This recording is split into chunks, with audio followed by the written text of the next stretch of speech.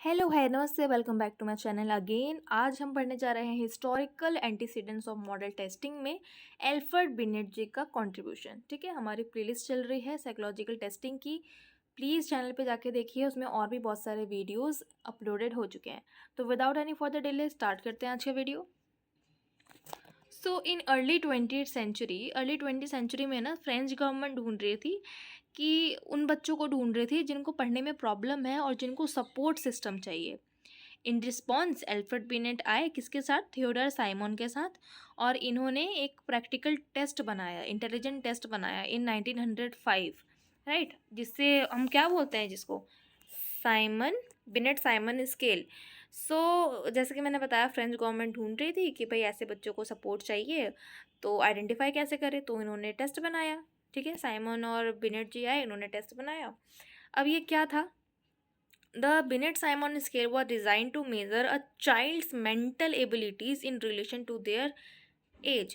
अगर कोई बच्चा 5 साल का है तो वो किस तरह के काम कर सकता है, वो उसको करना ही चाहिए, टेस्ट में उतने उसके मार्क्स आने चाहिए। अगर कोई बच्चा 15 साल का है तो उसको कौन कौन से मेंटल एबिलिटीज़ आ जानी चाहिए अभी तक, अगर नहीं है तो मतलब उसको डिफ़िकल्टी है। The test included tasks such as following commands, copying drawing, and problem solving, all aimed at assessing reasoning and comprehension skills। Test में क्या क्या था कि जो बोलेंगे कमांड, ये करो वो करो बैठो उठो, वो था। ठीक है, कुछ शेप्स ड्राइंग्स दे दी कि आप इसको सेम टू सेम कॉपी करके दिखाओ, जिससे visual special and psychomotor ability हमें पता चले। प्रॉब्लम सॉल्व करने को दिया। इंट्रोडक्शन ऑफ मेंटल एज, इन्होंने ना मेंटल एज का टर्म, देखो मेंटल टेस्ट टर्म किसने कॉइन किया था और उसके ओरिजिनेटर कौन थे, ये आपके लिए क्वेश्चन है।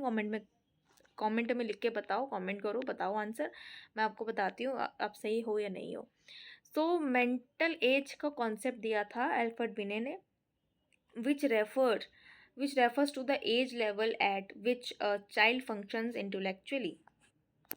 For example, a 7-year-old child perform at the level of typical of a 9-year-old, their mental age would be considered 9। अगर एक 7 साल का बच्चा 9 साल की तरह बिहेव कर रहा है और परफॉर्म कर पा रहा है, इसका मतलब उसका मेंटल एज 9 है।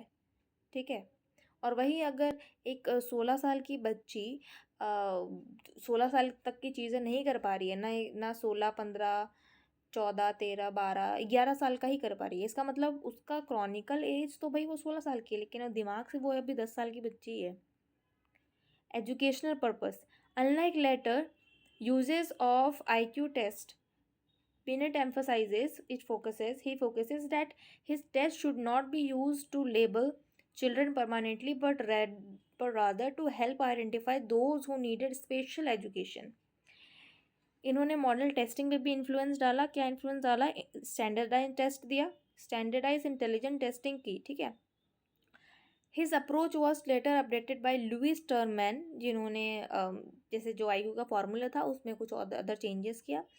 Stanford Binet intelligence scale which introduce the IQ मतलब इंटेलिजेंस क्वोशेंट।